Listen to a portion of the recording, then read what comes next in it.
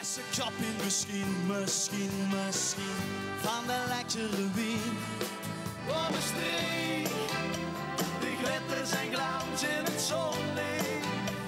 Al is Frans en dan luurt ze niet vast, als ik alles vergeten wil. Ja, Neet Oet Lottem. Van 1995 tot 2009 speelden ze iedere feesttent in Limburg plat.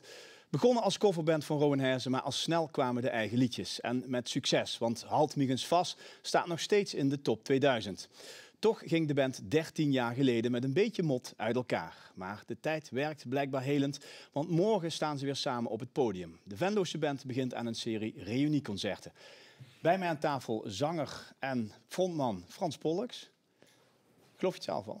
Ja, nou ja, sinds gisteren geloof ik het. Ja. Gisteren hadden we een try-out. Het was in een café. Ik zie een foto al van gisteren. Ja. In een café in Venlo, volle bak. Ja, het was echt geweldig. Het was super sfeer. En met de band was het heel leuk. En de liedjes worden meegezongen. Dus nu geloof ik erin. Dat belooft nog, Gert. Ja, ik noem die Frans, want we kennen elkaar als collega's. Zeker. We spreken plat, want zo kennen voor die ook. Wie is dat nu gekomen dat je weer samen zit gekomen? Ja, het zit eigenlijk zo. We waren goed ingegaan en we hebben elkaar sindsdien ook niet meer gesproken. Het was geen knallende ruzie, maar we waren wel klaar meteen. Dus we zien elkaar ook nu meer tegengekomen. Dat is best apart als ze 13 jaar zo intensief met elkaar onderweg bent. Dat is super maf, ja. Dat is toch raar? Dat is super maf, maar wat toen wel echt nuttig. We waren er wel even aan toe.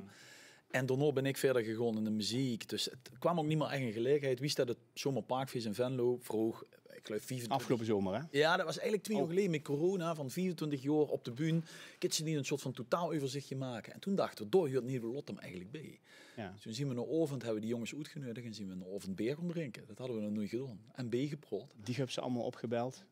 Ja, officieel heeft mijn manager dat gedaan, maar namens mij. Ja. En wie iedereen jaar had gezegd, ja, toen zo het tof. En dat is heel maf, als ze nog 13 jaar, nog zo'n lange tijd weer met al de kamerui of met al. Iedereen valt gelijk weer in de rol van toen. Iedereen maakt dezelfde grapjes en het voelde allemaal heel vertrouwd. Ja. Dat fijne gevoel vertaalde zich ook in de muziek. En toen dachten we, ja, dan gaan we gewoon op een bühne stonden. Ja, want je stond dus afgelopen zomer op dat zomerparkfeest in Venlo. Eerst alleen die en toen kwam de rest van de band als verrassingsact. Dat werd een enorm succes. Ja, dat was niet normaal wat er gebeurde. Maar dat kan ik niet goed uitleggen. Het was geheim. Het was ook echt stilgehouden. Dus het was een totale verrassing voor mensen die er stonden. En er stonden nogal wat mensen die ons kosten, denk ik, van vroeger. En dat was zo'n energie kwam er los. En toen kwamen we de bühne af. En dat was eigenlijk het enige wat we zullen doen. Maar toen dacht iedereen wel, in de band ook, van ja... Hij moet een vervolg we nog een keer doen. En mensen vroegen het natuurlijk. Dus. Ja, veel positieve reacties inderdaad dus, na dat eenmalige optreden. De band heeft dan ook altijd nog heel veel fans. En die hebben we vandaag eens opgezocht. Oh, is dat de laatste sticker? Dat is de laatste sticker. Dat kreeg ze ook niet, hè. Die bleef hier in huis. Wow, nou, en het boek. Oh, dat was leuk. Ja. Op een of andere manier is de muziek heel besmettelijk. Met name omdat het toch dialectmuziek is. En het resulteerde er ook uiteindelijk in dat de jongens van de band de harde kern herkenden. En dat er toch een bepaalde klik ontstond om toch weer elke keer opnieuw te zien. Ja, we zien ze altijd overal gevolgd, alle optredens erbij. Ik zag dat hij bij t-shirt stond, Tammy op naar de 300. Dus ik zal door wel 250 optredens of zo gehad hebben. Gisteren dat was echt aanjouwets feesten, maar ook de contacten met de jongens. En het vervel, ik ben gisteren dan naar de try-out geweest. En er komen daar nog 7 shows aan. En ik denk dat ik er heel veel bij ga zien. Want ik heb nu al een ander leven, 3 kindjes. Dus we kijken wie allemaal gaan plannen. Maar ik probeer er zoveel mogelijk bij te zien. Want het smaakt nog meer weer. Ja, de monsieur heel erg lachen, hè? Wat deed dat met je? Ja, ik vind dat het zien mensen die hebben ons toen de optreden gevolgd. En die 2 rechtsen die gewoon nu nog met Minierband altijd mee om de cd's en de t-shirts te verkopen. En zo, ja, dat zien schatten van. Het is ongelooflijk dat die er nog bij zien. En fans van het eerste oor, zou je kunnen zeggen. Ja. Maar je ziet er ook een geslaag eigenlijk. Jong generaties die ik nooit hebben zien spelen. Die luisteren ook nog niet hoe het Lottem. Ja, dat was heel raar. Bijvoorbeeld gisteren.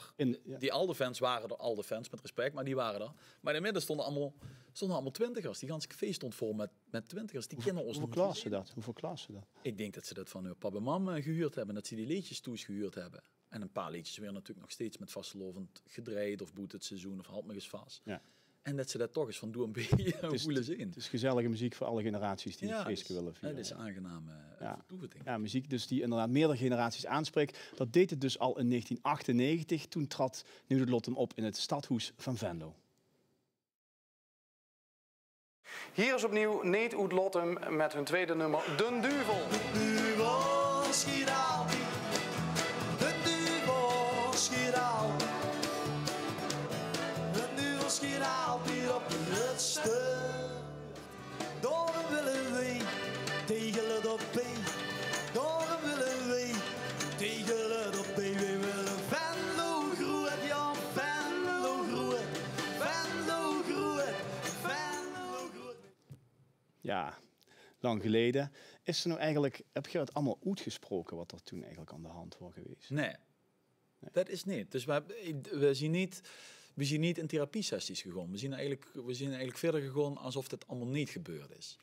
En tot nu toe gaat het goed. De sfeer is... Dus ik ken iedereen die nog ooit een vechtscheiding gehad heeft en weer terug bij jij, gewoon niemand over de zee verkallen. Nee, gewoon graas erover. Zand doen alsof het niet gebeurd is. Ja. Tot nu toe werkt het goed. Ja. De komende weken dus die optredens in Venlo. Hè? Maar je hebt nog een toetje in Paradiso, hè? 16 juli. En daar zit ook nog wel, dat is ook een oude wond eigenlijk, hè? Die nog heel... Ja, de jong die ze net zoekt, dat is de alle-accordeonist. Dus nu op de foto die met de bril voor aan de niet-accordeonist. Dit was de alle-accordeonist die er in het begin bij was, Roy Grutters. En die was nog heel jong wie erbij kwam. 14 bij de band.